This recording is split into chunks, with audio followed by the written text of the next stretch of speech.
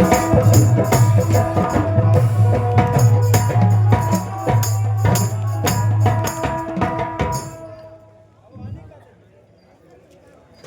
क्या कह रहे हैं मुनीम जी? यह कैसे हो सकता है?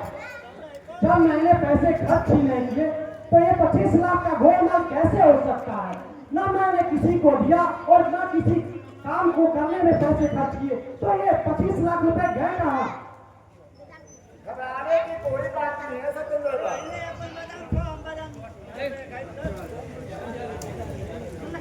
आप याद कीजिए, वो तो लेनी देनी होती है, मगर ये सिग्नेचर आदि का तो है सतेंद्र बाबू। अरे मुझे अच्छी तरह से याद है मुनीम जी, मैंने कोई रुपए खर्च नहीं किए। अरे ऐसे तिजोरी की एक चाबी मेरे पास है और दूसरी चाबी आपके पास है ना?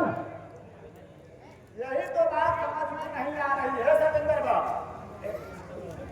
हमें कारोबार देखते देखते कितने दिन बीत गए। जवानी के काले बाल लेकर आया था और ये सब खेती में पहुंच गया। पहले ऐसा कभी नहीं हुआ था सतेंद्र बाबू। इसमें भी कोई चाल नजर आती है मुनीम जी मुझे। आखिर कमाल की बात करते हैं सतेंद्र बाबू। जिसमें चाल क्या हो सकती है? हाँ, मैं झूठ बोल सकता हूँ। मैं तो एक मतुल्य ब्राह्मण हूँ। मैं ब्राह्मण होकर के भला आखिर झूठ क्यों बोलूंगा? ये देखिए तो, ये सिग्नेचर आपका है ना? देखिए देखिए। अरे मेरी तो वकल भी कुछ काम नहीं कर रही है मुनीम जी। अरे मुझे कुछ समझ में नहीं आ रहा है। अरे जब मैंने इसमें से 1 रुपए भी खर्च नहीं किए तो फिर मेरे पैसे गए कहाँ? मैंने खाता बही को एक बार नहीं 21 बार खोल के देखा हूँ सतेंद्र बाबू। याद कीजिए, कहीं आप लेन देन में ले होंगे। तो क्या आप मुझे चोर समझते हैं? अरे जैसे लगता है कि मैं कभी बड़ी खाते को चेक ही नहीं करता। अरे सिग्नेचर किया नहीं, अरे कराया तो जा सकता है ना मुनीम जी? छोटी मुंह और बड़ी बात। बुरा ना माने तो सतेंद्र बाबू, एक बात कहूं, क्या आसमान से फरिश्ते आए थे पैसा खर्च करने के लिए? या धरती की कीमत खा गए? या उसे हवा उड़ाने गई? आखिर मैं चुप कैसे रह सकता हूँ? मीनाक्षी बहन को भी तो हिसाब देना होता है। ये तो 50 पैसे की बात नहीं, पूरे 25 लाख की बात है। आप याद कीजिए सतेंद्र बाबू। मुनीम जी, मैं नमक हराम नहीं, मैं नमक हलाल मुनीम हूँ। अरे देखिए मुनीम जी, अब मैं खुद परेशान हूँ और मुझे परेशान मत कीजिए। आप यहाँ से चुपचाप चले जाइए अभी, और इसी वक्त यहाँ से निकल जाइए। ठीक है सतेंद्र बाबू, जाइए। आप याद कीजिए, फिर कभी दोबारा आपसे मिलूंगा। अच्छा निकलिए यहाँ से अभी।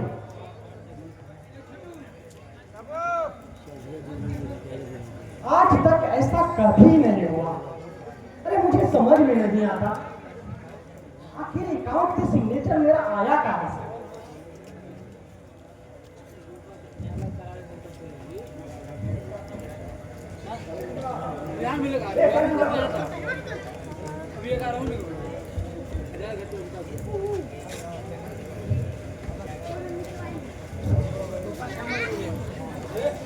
आप इतना उदास क्यों हैं? अरे आप मेरी बात मानते क्यों नहीं? देखो आखिर मेरा अभी दिमाग खराब है और दिमाग ज्यादा खराब मत करो मेरा तुम। अरे मैं तो अभी कहूंगी इसमें माता जी की जरूर कोई चाल है। खबरदार आरती, जो तूने मेरी माँ के बारे में एक शब्द भी गलत कहा। अरे अरे तुम शायद उन्हें नहीं जानती। अरे मैं जानती हूँ, मैं उनको अच्छी तरह जानती हूँ।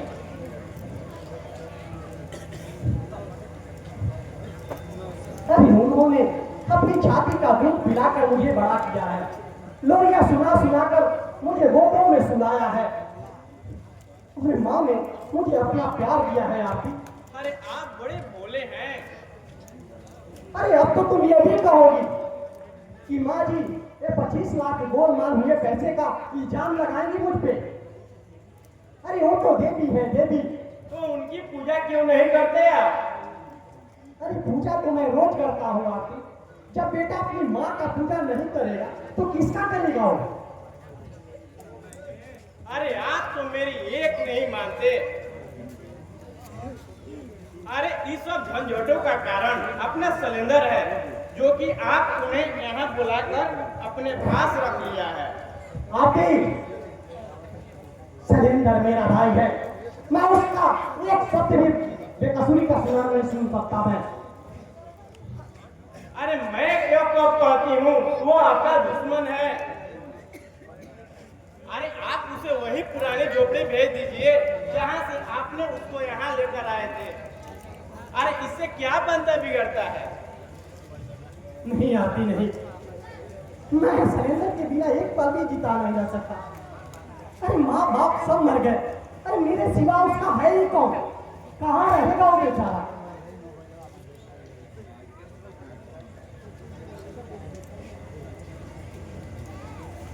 नहीं भैया नहीं, मैं सब कुछ बर्दाश्त कर सकता हूँ,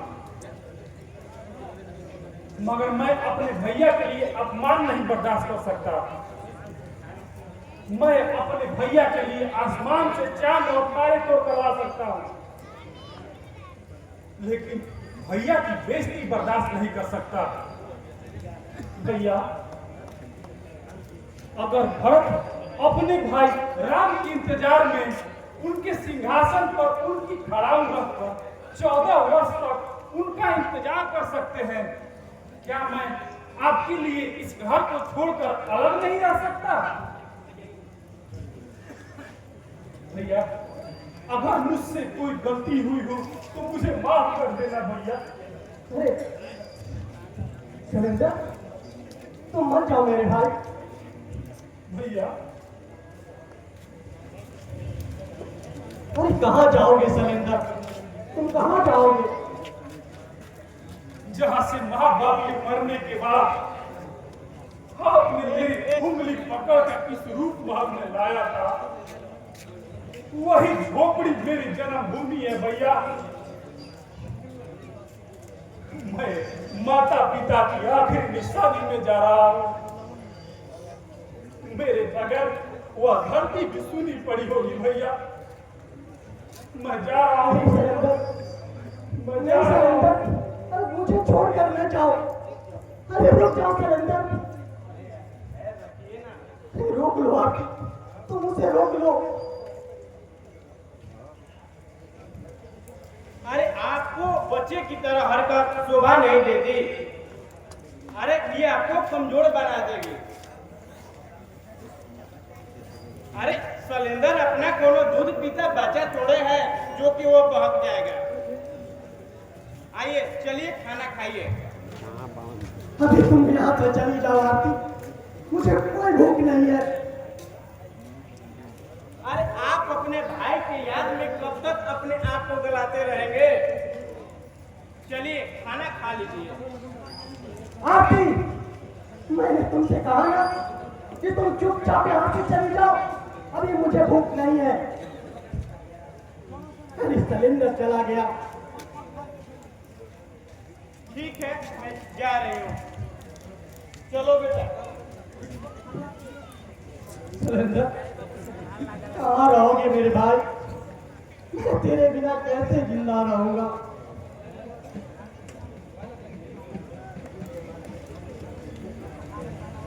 मैं जिंदगी भर अपना भूखे प्यासे रह सकता था। हम मैं जिंदा कैसे रहूंगा शैलेंद्र के बिना? अरे मुझे कुछ समझ में नहीं आता।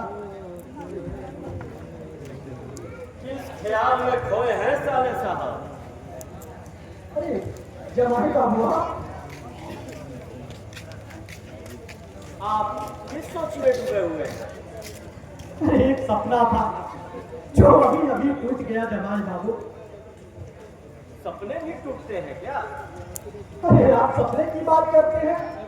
अरे यहाँ तो खून के रिश्ते में टूट जाते हैं जमाई बाबू। छोड़िए इन सब बेकार की बातों को। बोलिए, यहाँ आपका आना कैसे हुआ? आपको एक खुशखबरी सुनाने आ गया। तो जल्द सुना दीजिए। फिर आपके दिल में ये लावी क्यों फूट रहे हैं? आपको सुनकर बहुत ही खुशी होगी। माताजी ने अपने सारे कारोबार का मालिक अब मुझे बना दिया है। अरे मुबारक हो, इसमें तो खुशी की बात है। मुबारक तो कबूल करूंगा, मगर पहले आप ये बताइए कि जो 25 लाख रुपए का गबन आपके ऊपर लगा है वो आप कब वापस कर रहे हैं? जमाई बाबू, आप यह पूछने वाले कौन होते हैं? मैं पूछने वाला यहाँ का सब कुछ होता हूँ। मैं यहाँ का नया मालिक हूँ और मेरा ही हुक्म यहाँ पर चलेगा। अगर आप चाहें तो आपको मैं हर महीने 15,000 रुपया दूंगा, क्योंकि बीवी, बच्चे और आप 3 लोगों का खर्चा 15,000 में चला जाएगा। क्योंकि मेरे ससुर ने आपको कानूनता गोद लिया। प्रणव, तुम हद से ज्यादा बोल रहे हो। मैं जब तक रहूंगा इस हवेली में रहूंगा। इस हवेली से मेरी सिर्फ आखिरी ही निकलेगी। ऐसे मुझे पैसे और कोई लालच नहीं थी, लेकिन अब मैं यही रहूंगा और तुम सबों के छाती पर बैठकर मुंह धरूंगा। मैं स्वर्गीय उग्र नारायण का कारुणात्मक पुत्र हूँ। अगर जरूरत पड़ी तो मैं कानून का भी दरवाजा खटखटा सकता हूँ। जानते नहीं कि तुम किससे बात कर रहे हो? मैं अच्छी तरह से जानता हूँ जमाई बाबू। एक फटीचर खतरनाक से बात कर रहा हूँ जो अपने बाप की दौलत पर नहीं बल्कि अपनी सास की दौलत पर उछल रहा है। तुम मेरी बेइज्जती कर रहे हो। अगर मैं चाहूं तो तुम्हें एक पल में इस हवेली से बाहर निकाल दूंगा। तुम्हारा रहना या नहीं रहना ये सिर्फ मुझ पर निर्भर करता है, मुझ पर निर्भर करता है। प्रणव, अरे इतना चिल्ला क्यों रहे हो? जमाई बाबू ठीक कह रहे हैं। तुम्हारे लिए अब इस हवेली में कोई जगह नहीं है। अपने पति और बच्चे को लेकर यहाँ से निकल जाओ। अरे न जाने मेरे पति ने तुम्हें क्यों गोद लिया था। अरे मैं भाग थोड़ी थी। अरे मेरी बरखा बेटी थी। अरे खुद तो चले गए, लेकिन मेरे मुसीबत मेरे गले बढ़ दिए। ऐसा ना कहो माँ। तुम्हारी ये नजर क्यों बदल गई माँ? अरे जब बरखा की जन्म से पहले तुम मुझे पहले कितना प्यार करती थी माँ। अरे तूने मुझे अपनी कोख से पैदा तो नहीं किया माँ, लेकिन तुमने अपना कितना सारा प्यार मुझ पे लुटाया है ना माँ। अपने दूध भी मुझे पिलाया। मुझे यूं नहीं ठुकराओ माँ, मुझे न ठुकराओ माँ। मेरी खून थी जो तुझे अपनी कलेजे का टुकड़ा बनाया। और तू मेरा गुलशन का नाग निकला, अस्किन का सांप निकला। नहीं माँ नहीं, मुझे ना टुकराओ माँ, मुझे ना टुकराओ। अरे मैं तुम्हारी माँ नहीं हूँ। तुम्हारे पिता ने मुझसे तुम्हारे बदले 4 लाख रुपए लिए थे। यह सच है माँ। मेरी गरीबी की, मेरे पिताजी गरीबी से तंग आकर तुमने मुझे बेच लिया, मगर मैं तुम्हें अपना माँ माना है ना माँ। अब तुमने भी मुझे अपनी माँ का प्यार दिया है। मेरी माँ की ममता की जगह एक नफरत क्यों पैदा हो गया माँ? एक दिन तुम इन आंखों से मुझे कितना प्यार करते थे और आज इसी आंखों की किरकिरी क्यों बना रही हो माँ? मुझे क्यों किरकिरी बना रही हो? मुझमें बुराई क्या है माँ?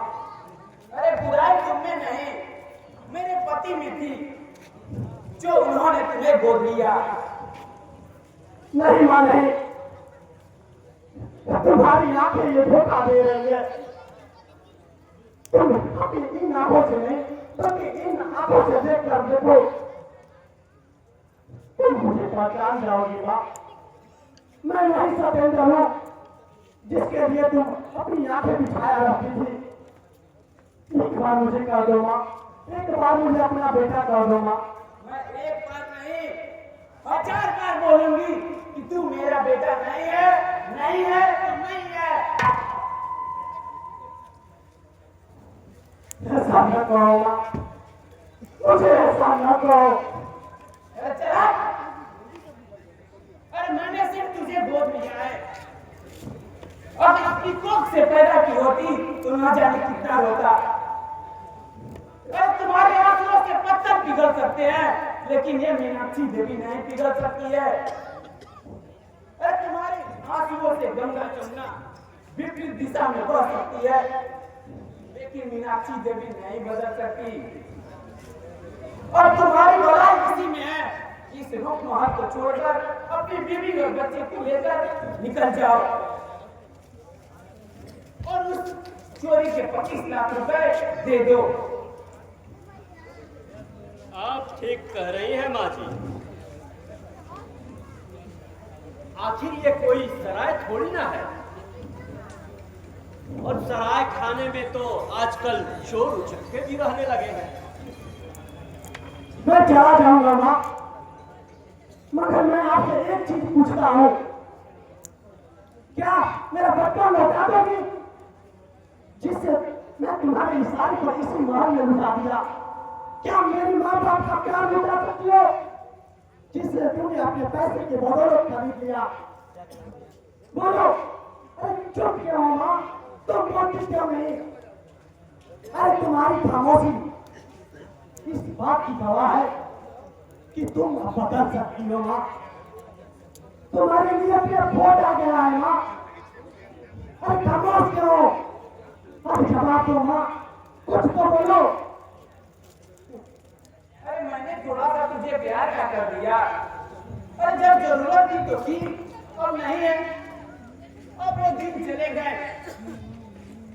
अब तुम्हारे चिकने और चिल्लाने से कोई फायदा नहीं है। तुम्हारी भलाई इसी में है कि चोरी के 25 लाख रुपया दे दो, नहीं तो इस रूपमान को छोड़कर चले जाओ। तो आप क्या समझती हैं कि मैं इस रूपमाल हवेली को छोड़कर चला जाऊंगा? जब तक मैं जिंदा रहूंगा मैं इसी हवेली में रहूंगा। मैं तुम्हारा कानूनन दत्तक पुत्र हूं, और रहा बात मेरे सलेंद्र भाई का, तो मैं जब तक यहाँ रहूंगा वह यही रहेगा। मेरे शरीर से प्राण निकल सकते हैं, लेकिन मेरे से सलेंद्र कभी अलग नहीं हो सकता है माँ। यह खून का रिश्ता है, कोई पानी का रिश्ता नहीं जो टूट जाएगा। चलो बेटे, इसे चिल्लाने दो। चलो चलिए माँ जी।